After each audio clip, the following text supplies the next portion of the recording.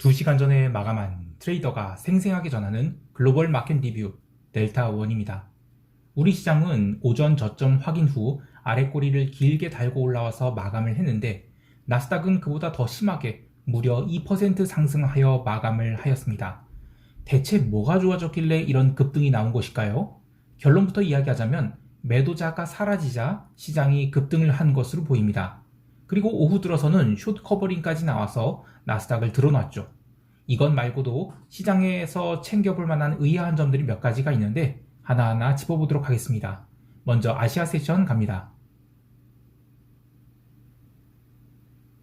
코스피 선물은 개장 때 이미 갭 상승을 크게 해서 위쪽으로는 챙겨 먹을 것이 없겠다라는 생각이 들었는데 어제와 좀 다른 것이 있었어요. 어제는 10시 30분 이후로 선물 베이시스를 강하게 누르는 매도가 있었다면 오늘은 초반 1시간 동안 시장을 누르는데도 베이시스는 내내 강했다는 점입니다. 또한 초반에 시장을 누를 때도 변동성이 증가하지도 않았죠. 즉 오늘 선물 매도를 청산하는 것이 아닌 신규 선물 매수가 들어왔음을 보여주는데요.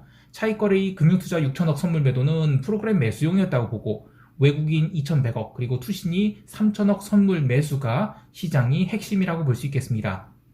여전히 연말 장세가 진행되고 있어서 하루 이틀의 흐름이 전체 흐름을 결정한다고 할 수는 없겠지만 조심스러운 강세가 진행되고 있음은 분명한데요. 방금 마감한 미국 시장에서 마이크론이 10.54%나 상승하고 또 테슬라나 엔비디아 같은 것도 4% 넘게 상승하는 등 시장이 활활 타오른 관계로 우리 시장은 이제 3,000포인트를 강하게 돌파할 것으로 보입니다. 홍콩 지수 선물도 야간 세션에서 1% 넘게 상승을 했죠. 홍콩 시장도 주봉을 조금씩 다져가고 있고 또 산타랠리까지는 아니어도 숏 커버링성 미니 랠리는 또 충분히 나올 수 있어 보입니다. 현물 시장에서 외국인들은 삼성전자와 SK하이닉스를 각각 1,340억 그리고 983억 매수했는데 나머지 종목들은 또 고르게 매도를 해서 외견상으로는 현물 매수를 얼마 하지 않은 것처럼 보이지만 이 길 삼성전자가 갭 상승을 한다면 올해 10월에 기록한 고점을 강하게 돌파시키는 것인지라 최소한 오전장만큼은 강세 흐름이 지속될 것으로 봅니다. 옵션 시장에서는 변동성이 빠르게 죽어서 별 흐름은 없었는데 풋옵션 미결제보다 콜옵션 외가격 미결들이 많이 늘어나서 390선, 즉 종합주가지수 2990포인트 이상을 회복하는 것에 부담을 느끼는 것 같아요. 그런데 이 길 갭 상승이 나온 다음 적당한 조정을 받고 또 시장이 추가 상승하게 된다면 394선까지는 충분히 올라갈 수 있기 때문에 이 길은 콜옵션 환매 시세가 어느 정도 나올 수 있어 보입니다. 다만 초반에 갭으로 크게 뜨고 그러면 이제 환매 시세가 나올 수 있겠죠. 그렇게 해서 환매 시세가 멈춘 다음엔 다시 조정이 나올 수 있어요.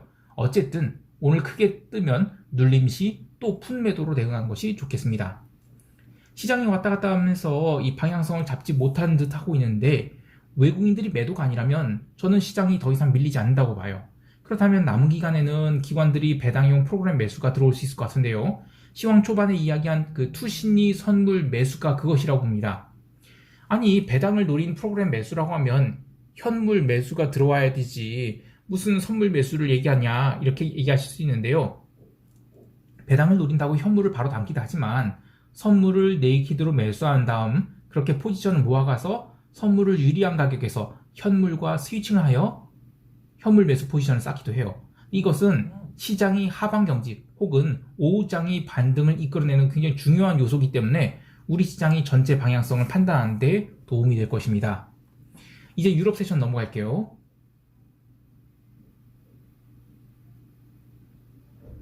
유럽 증시 또한 장 초반이 눌림을 제외하고는 조정 없이 계속 상승했습니다. 스탁스는 무려 1.44% 상승을 했고 또 독일이나 영국도 모두 1%대 상승을 했죠. 하지만 어제도 역시 증시보다는 채권 시장이 메인이었다고 할 수 있겠습니다. 특별한 리스크온이 이슈도 없었는데도 불구하고 장기 채권부터 대량 매도가 쏟아져 나오면서 꾸준히 밀려서 종가 저가로 끝났는데요. 그동안에 버티던 영국 10년물 국채도 함께 밀리면서 전체 유로존 국채가 죄다 밀려버렸습니다. 그리고 이것은 미국 국채에도 영향을 미쳐서 새벽 3시에 있었던 채권 입찰 직전까지 계속 밀렸는데요. 이렇게 장기물이 밀리기 시작하면서 단기물에도 영향을 미쳐서 단기물도 적잖게 밀렸어요. 다행히 새벽 3시에 미국 20년물 국채 입찰이 있었고 응찰 경쟁이 생각보다 높게 나와서 바로 바닥에서 튀어올라서 장기물 중심으로 나름 아래 꼬리를 달고 반등에 성공하였습니다만 유럽 국채는 전혀 반등을 하지 못했습니다. 사실 이 부분, 그러니까 전일부터 월요일부터 계속 미국 장기물이 약세를 보였어요. 근데 그 부분에 대해서 오늘 있을 미국 20년물 국채 입찰에 대한 우려 때문에 장기 국채가 눌렸다라고 그 글로벌 모니터의 안금호 편집장님이 얘기를 하셨는데, 저는 안금호 편집장님이 그 글로벌 모니터 휙 서비스 굉장히 좋아합니다. 굉장히 영양가 있고도 또 간결한 굉장히 좋은 유튜브 채널인데, 근데 이제 그때 그 영상을 들으면서 아쉬운 게 하나 있었다면, 그렇다면 왜 화요일이 유럽 채권 약세는 어떻게 설명할 수 있는가 이거예요. 그래서 그 부분은 저는 리스크 오프 이슈도 있지만 채권 시장에 지금 손님들이 없습니다. 그래서 좀 과도하게 눌린 것이 아닌가 그런 생각을 해요. 하여튼 이 부분은 이제 유럽 세션 열리면 미국 국채가 굉장히 많이 반등을 했기 때문에 어느 정도 반영이 하지 않을까 그런 생각을 합니다. 자, 또 하나의 이슈는 천연가스예요. 유럽 세션 열리기 전부터 이 러시아산 가스가 유럽에 도달한 그 독일 말라우 지역의 천연가스 유량이 0으로 떨어졌다. 이거는 러시아가 밸브 잠근 것이다. 이런 뉴스가 전해졌어요. 그래서 이 유럽 세션 열리면서 천연가스가 아주 미친 폭등을 합니다. 하루 만에 그 네덜란드 그 TTF 천연가스가 20% 넘게 상승해서 지난 10월에 기록한 고점을 돌파하고 말았습니다. 사실 그런 거에 비하면 미국 천연가스는 무슨 애들 장난이죠. 오늘 오르긴 했습니다만 뭐 이건 사실 오름축에도 들지 않아요. 다행히 제가 매수한 천연가스 콜옵션은 그래도 올라서 이 등가격에 들어섰는데, 이 세탄만 갈리지 않다면 내일부터는 그래도 좀 돈이 되지 않을까 생각을 합니다. 천연가스에 대한 이야기를 좀 더 해보면, 지난 11월에 시황 녹화한 것들 중에서 이 유로존 천연가스의 시세가 이것으로 끝나지 않을 것이다. 그리고 반드시 전고점을 돌파할 것이다 라는 이야기를 했었죠. 왜냐면 그때는 아직 겨울이 오지도 않았기 때문이에요. 근데 이제는 추위가 왔어요. 남은 이슈는 이제 우크라이나 침공 이슈입니다. 아마 이것이 천연가스 가격이 하이라이트가 되지 않을까 해요. 미주 대륙에서 천연가스를 실어서 유럽 지역에 공급한다 하더라도 최소 10에서 16일 가량 걸려요. 그리고 그 천연가스는 이 하역 설비가 굉장히 중요하죠. 그것이 이제는 갖춰져 있지 않다면 이게 쉽게 공급될 수 있는 문제가 아닙니다. 그래서 미주 지역에서 천연가스를 유럽에 공급한다는 뉴스가 나오면 미국산 천연가스 가격은 급등하고 반면에 유럽산 천연가스 가격은 조금 안정을 찾지 않을까 합니다. 기름 가격도 유럽 세션 내내 와리가리 하다가 미국 본장 개장 30분 전에 확실하게 상승으로 턴한 다음 사실상 종가까지 쉬지 않고 상승을 했어요. 조금 의외인 것은 새벽 6시 30분에 발표된 API 원유 재고가 크게 감소했음에도 불구하고 더 이상 상승하지 못했는데, 이는 브렌트 기름이 74달러에 안착한 것을 일종의 반등 목표로 삼은 것으로 봐요. 그래서 여기서부터 추가 상승한 것은 변동성 영역으로 보고 얼마든지 다시 내려올 수 있다 이렇게 보고 있습니다. 자, 이제 미국 세션 정리해야겠네요. 유럽 세션 정리하면 리스크 온 흐름이 이어졌는데 주된 흐름은 채권 시장에서 나왔고 특히 장기 채권이 급락이 두드러졌다 이렇게 정리하겠습니다. 이제 미국 세션 갈게요.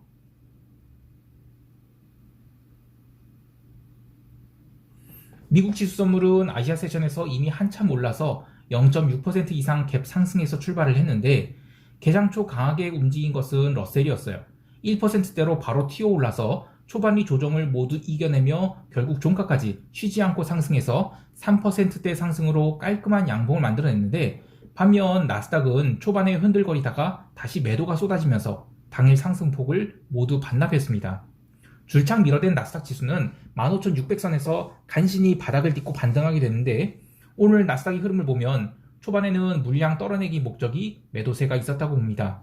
이것은 어제 아시아 세션이 흐름과도 동일한데, 니케이 장중 흐름이나 또는 코스피 장중 흐름을 보면 개장 후 갭 상승했을 때 바로 당기는 것이 아닌 초반에는 이익 실현 물량들이 나오면서 눌러대고 진바닥을 확인한 뒤에 매물 공백을 한 번도 쉬지 않고 끝까지 건너뛰면서 끝까지 달려가는 그런 모습이었어요.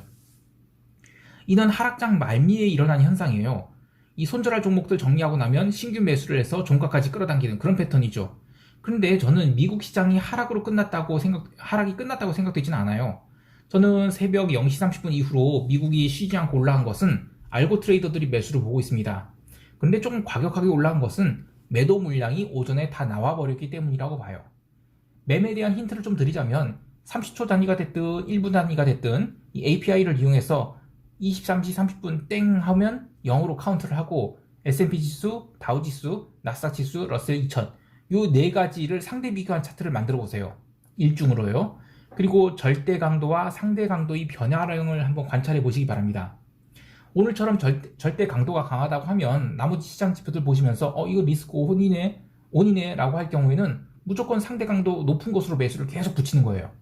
그리고 특별한 시간들이 있죠. 개장 후 1시간인 0시 30분, 그리고 유럽 세션 마감인 새벽 1시 30분, 그리고 새벽 3시 이렇게 세 구간으로 나눠서 계속 상대 강도를 관찰한 다음 그 다음부터는 상대 강도가 약해졌다가 강해진 종목들 이런 것들을 찾아서 포지션을 애드하면 됩니다. 이런 전략이 일중 대매매하는 경우에는 꽤나 유용하게 사용되고 특히 변동성이 살아있을 때는 굉장히 좋습니다. 근데 단순히 대매매만 하는 게 아니라 이런 상대 강도 관찰을 통해서 시장의 흐름이 연속성을 관찰할 수 있어요. 근데 어쨌든 변동성이 15포인트 이하로 죽어버리면 이런 거는 소용이 없습니다. 이야기가 갑자기 다른 데서 했는데 오늘의 일중 흐름을 보면 가장 강했던 것은 러셀이었어요. 그런데 0시 30분 이후로 상대 강도가 가장 강했던 것은 나스닥이었습니다. 그래서 나스닥은 웬만해서는 빠질 일이 없다고 봤던 것이고 결국 장마감 직전에 또 당겨서 종가 고가를 만들어버렸습니다.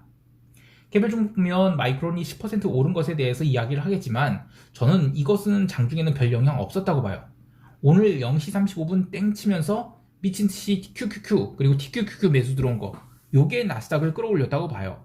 여전히 시장이 건전한 상승을 하고 있는 것이 아니라 기회를 봐서 계속 투기적인 매수가 들어오고 있음을 알 수 있습니다. 보통 이러한 매수세는 새벽 3시 6분 정도에는 끝나게 되는데 나스닥은 그 뒤로도 숏 커버링이 이어지면서 계속 올랐고 결국 새벽 5시에 고점을 찍고 살짝 밀리게 됩니다. 이러한 흐름이 그대로 개별 종목에도 반영되어 테슬라나 엔비디아, 마이크로소프트, AMD, 구글, 메타 이런 것들도 동일한 흐름이 나타났어요. 마지막으로 오늘 중국 관련 주식들이 아주 크게 올랐습니다.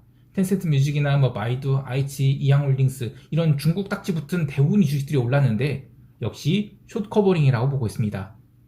자, 이제 시장 총평하면서 대응 전략 이야기할게요.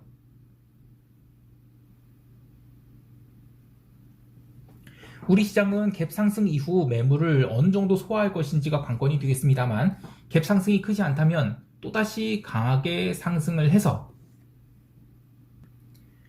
종가 고가의 양봉을 만들어낼 것으로 봅니다. 따라서 기본 전략은 푼매도 단타가 맞다고 보는데 특히 오후장에 상승할 경우에는 종가 고가를 보고 끝까지 푼매도를 발라먹는 것이 좋다고 봅니다. 물론 저는 연말까지는 별다른 매매하지 않겠습니다만 기본적으로는 오늘도 상승 마인드를 갖고 대응할 생각입니다. 해외 시장에 대해서는 대만 지수선물 매도 12월물 손절매하고 1월물로 갈아탔습니다. 상대 강도를 보면 대만은 여전히 오버슈팅 영역이 있다고 봐요. 그런데 D-Day가 언제일지는 모르겠습니다만 어느 순간에 빠르게 빠질 수 있다고 보고요. 대신에 어제 추가 매도한 것은 손절매를 했고 나머지 물량만 1월물로 갈아타서 계속 지켜볼 계획입니다. 기타 시장에서는 유로존 채권이 어제 과매도가 나온 것을 봅니다. 따라서 유로존 채권은 단기 매수의 영역에 도달했다고 보는데 해지를 위해서 미국채 10년 매도 그리고 독일 10년물 매수의 포지션으로 스프레드가 좁혀지는 것에 베팅하는 게 괜찮겠습니다. 그리고 기름은 브렌트 75달러 선 넘어간다면 저는 매도 관점으로 대응해도 될 것 같아요. 근데 오늘 이제 원유 재고 발표가 있어요. 이따가 그래서 이거 지표 확인하고 진입해도 늦지 않을 것 같고요. 방금 발표된 API 원유 재고는 이 감소로 나왔어요. 그런데 시장 반응은 상승으로 나오지 않았습니다. 그래서 쿠싱 원유 재고가 발표된다 하더라도 탄력을 보이기는 어려울 것 같아요. 근데 그래도 먼저 아시아 세션에서 선빵 매도할 필요는 없다고 보고 있습니다. 자, 오늘 하루도 성공 투자하시길 바라고요. 이상 델타원이었습니다. 감사합니다.